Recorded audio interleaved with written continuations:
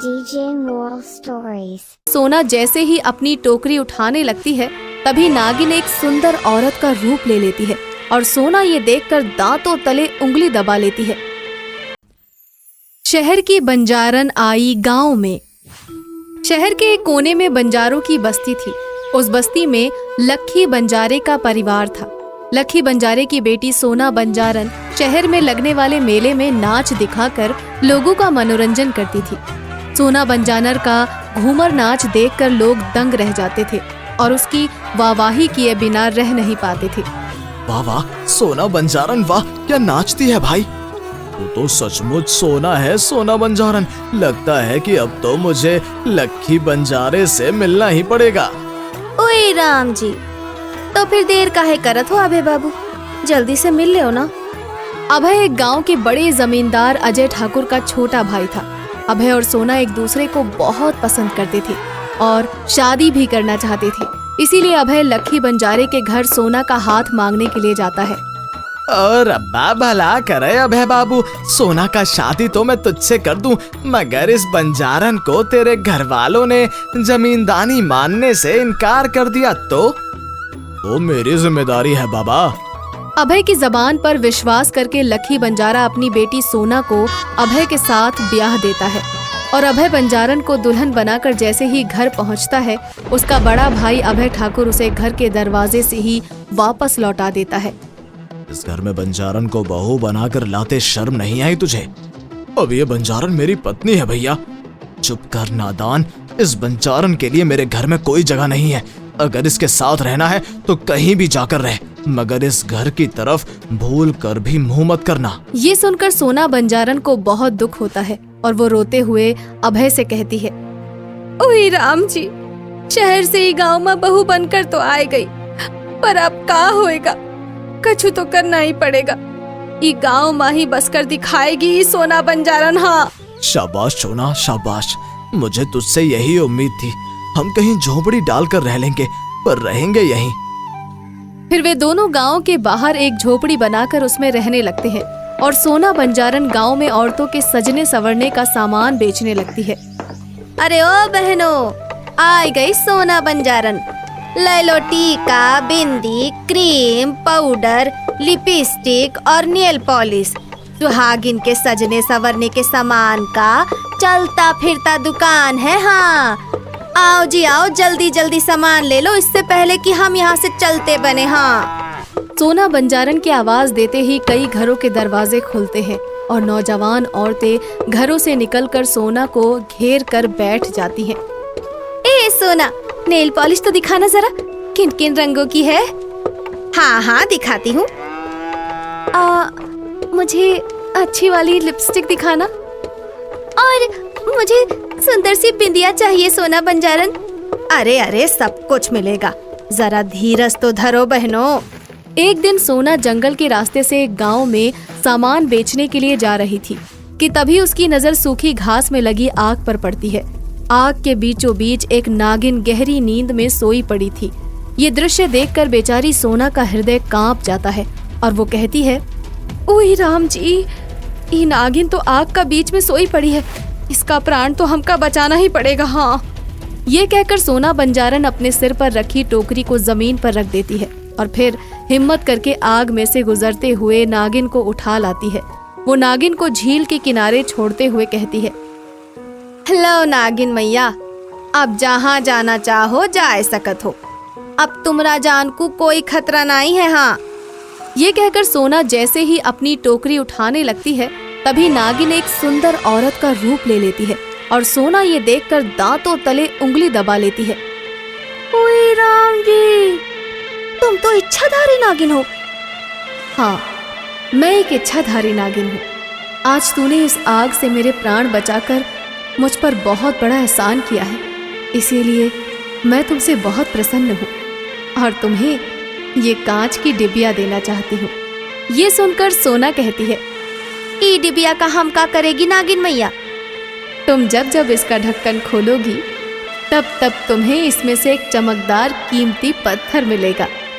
हमका कोई कीमती पत्थर वत्थर चाहिए तो नहीं नागिन मैया, पर फिर भी तुम्हारा खुशी का खातिर इसको ले लेते हैं हम। हाँ ये कहकर सोना उस कांच की डिबिया को लेकर चलने लगती है, मगर तभी नागिन फिर से बोल उठती है, सुनो सोना बंजारन।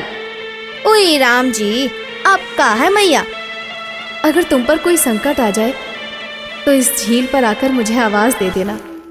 सोना उस कांच की डिबिया को लेकर घर आती है और फिर एक कपड़े में बांधकर झोपड़ी की छत में ठूसते हुए कहती है, हम का करना किसी कीमती पत्थर का, हमरा पति तंदुरुस्त रहे बस। हाँ, उनका साथ तो इस झोपड़ी भी हमरे लिए महल से कम नहीं है। हाँ।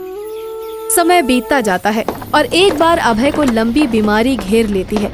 सोना उसके इलाज के लिए जगह जगह से रुपयों का इंतजाम करने की कोशिश करती है, मगर जब कहीं से भी पैसे नहीं मिलते, कोई भी उसकी मदद करने को हाथ नहीं बढ़ाता, तो वो हार कर उसी कांच की डिबिया को उठाकर उसका ढक्कन खोलती है। सोना जैसे ही ढक्कन खोलती है, सच में ही उसकी आंखें चौंधिया जाती हैं। ओए राम जी, ये पत्थर तो सूरज जैसा चमक रहा है। भल्ला शराफतिया उस गांव का मशहूर सुनार था। भल्ला कहने में तो शराफतिया था, मगर था बहुत बदमाश। वो लोगों को लूटने का कोई मौका नहीं चूकता था और साथ ही लोगों की जबान बंद करने के लिए लठैत भी रखता था। सोना कीमती पत्थर लेकर उसके पास जाती है तो वो उस पत्थर को देखकर हैरान रह जाता है, मगर फिर खुद को संभालते हुए कहता है, कसम ईमानदारी की गरीब जमींदारी, इस पत्थर को तो मैं खरीद तो लूंगा, पर 1000-2000 से ज्यादा नहीं दे सकूंगा। ये सुनकर सोना को ताज्जुब होता है और वो भल्ला शराफतिया से कहती है, ओए राम जी, का बोला? इसका 2000 मिल सकता है? कसम ईमानदारी की 2000 तो दे ही दूंगा मैं। तो जल्दी से दे दो सेठ। सोना भल्ला शराफतिया से 2000 लेकर चली जाती है और फिर उसके जाते ही भल्ला शराफतिया उस पत्थर को देखकर हंसते हुए कहता है, कसम ईमानदारी की लुट गई बंजारन, लाखों का हीरा और 2000 में। सोना बंजारन इस बात से अनजान ही थी कि जो पत्थर वो भल्ला शराफतिया को बेच कर आई है वो एक कीमती हीरा है और उसकी कीमत हजारों में नहीं बल्कि लाखों में है। उसे किसी तरह का लालच नहीं था, उसे तो बस अपने बीमार पति के इलाज के लिए पैसे चाहिए थे। इसीलिए वो जब भी जरूरत पड़ती कांच की डिबिया खोलती और एक पत्थर भल्ला शराफतिया को बेच आती। बार बार इतने सस्ते हीरे पाकर एक दिन भल्ला शराफतिया के मन में लालच आ जाता है और वो सोचता है, कसम ईमानदारी की इस गरीब बंजारन के पास हीरो की खान है क्या? हर तीसरे दिन हीरा बेचने चली आती है और उस पर भी लाखों की कीमत का हीरा मात्र 2000 में बेचकर चलती बनती है। कुछ तो गड़बड़ जरूर है। यही सोचकर भल्ला शराफतिया अपने आदमियों को सोना बंजारन की जासूसी करने का हुक्म देने लगता है और कहता है, कसम ईमानदारी की अबे ओ रघु, जरा पता तो लगा बे, आखिरी बंजारन रोज रोज किस खान से हीरा निकाल कर लाती है? जल्दी पता लगा लूंगा सरकार। कसम ईमानदारी की जितना जल्दी पता लगाओगे उतना ही बड़ा इनाम दूंगा तुमको। भल्ला शराफतिया का आदेश मिलते ही रघु सोना बंजारन के इस राज का पता लगाने में जुट जाता है और एक दिन वो सोना बंजारन को कांच की डिबिया से हीरा निकालते हुए देख लेता है। अच्छा, तो इस कांच की डिबिया से मिलता है हीरा। रघु भागते भागते भल्ला शराफतिया के पास जाता है और वो ये राज उसे बताता है। इस राज का पता चलते ही भल्ला शराफतिया के मन में लालच के घोड़े दौड़ने लगते हैं और वो रघु से कहता है, कसम ईमानदारी की जब तक वो हीरा देने वाली डिबिया मुझे लाकर नहीं देते तब तक मुझे अपनी शक्ल मत दिखाना।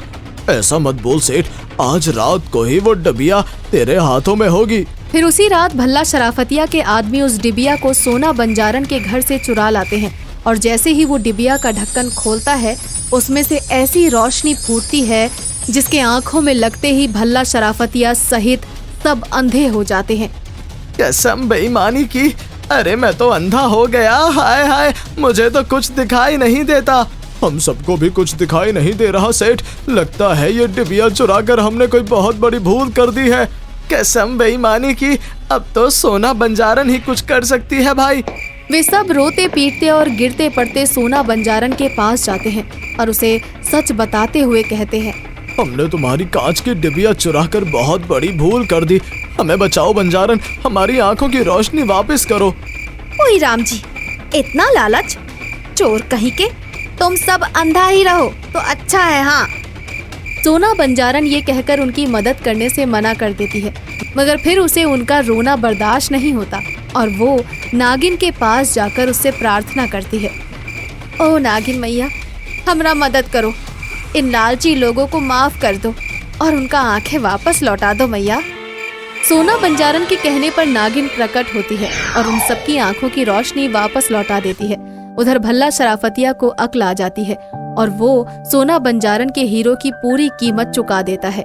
इस तरह सोना और अभय के पास बहुत सारा पैसा आ जाता है और वो अपने बड़े भाई अजय से भी बहुत अमीर हो जाते हैं। पैसा आने के बाद सोना बंजारन नागिन की हीरे देने वाली डिबिया को भी उसे वापस दे आती है। DJ Moral Stories.